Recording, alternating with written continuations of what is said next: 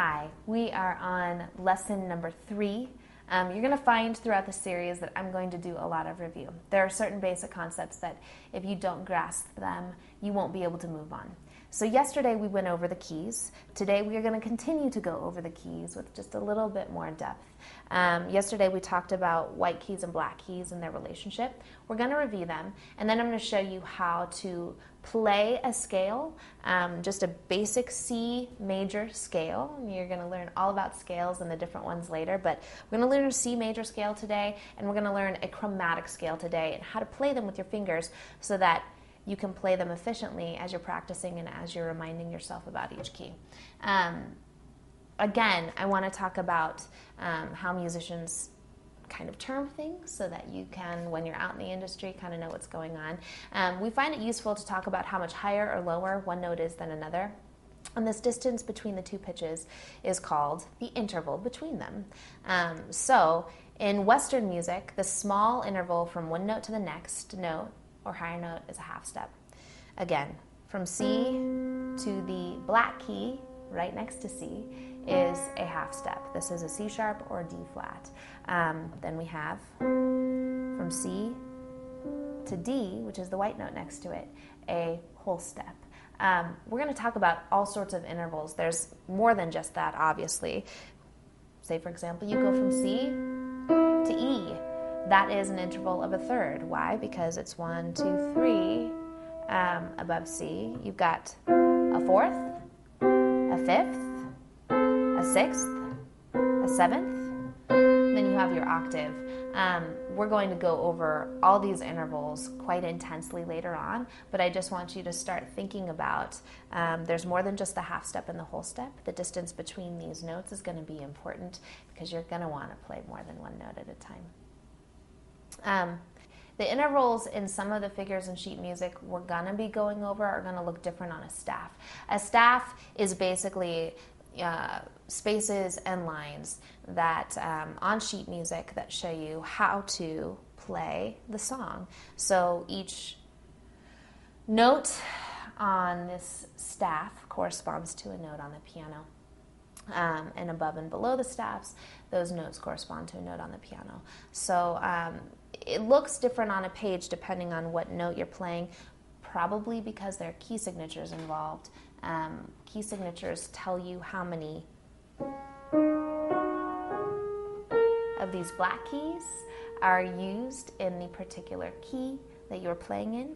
So let's take an example really quickly. You have C, C major. This is a C major chord. This is a fifth, by the way, if you're looking at my hands.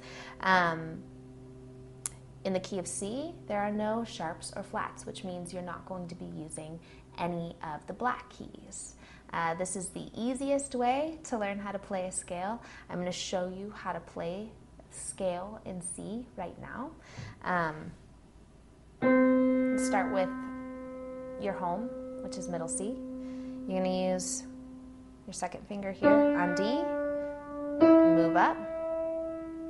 You're going to cross your thumb under here, F, G, A, B, C.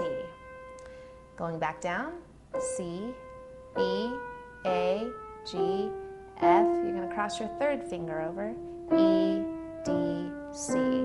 Again, so if you're going up the scale, and it depends on how far you're going to go and in what key you're in, you're going to be crossing your thumb underneath your third finger or your thumb underneath your fourth finger. And coming back down, you're going to be crossing your third finger over your thumb or your fourth finger over your thumb, depending on what you're doing. So, for example, again, in the key of C, C major scale, C, D, E, cross your thumb under to F, G, A, B, C, B, A, G, F, cross your third finger over, E, D, C.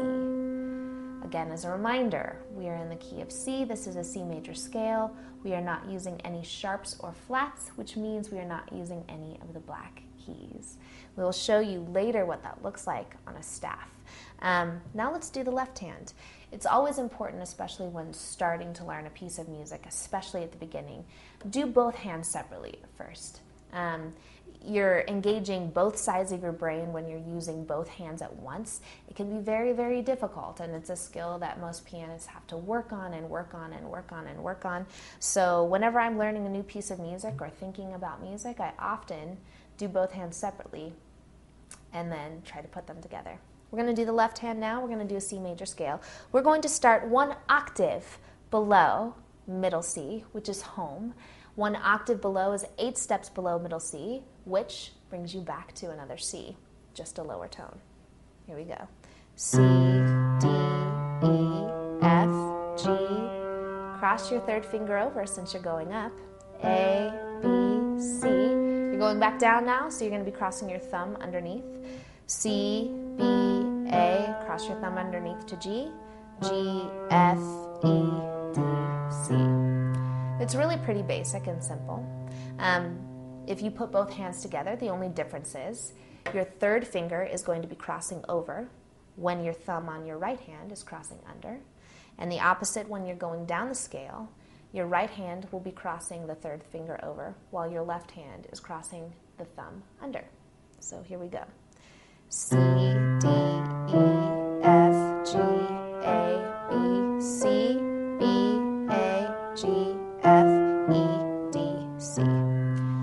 Fingering isn't always important, but if you learn how to do fingering correctly with crossing fingers over and under at the right times, it can actually make playing the piano a little easier. So we'll go over that a little bit. It's not necessary in order to play scales or chords, but it can help you. It can make things easier in the long run. All right. So we've learned a little bit more about the keys. We've learned the C major scale, and we've learned a little bit about fingering. In our next lesson, we're going to delve right into some other topics.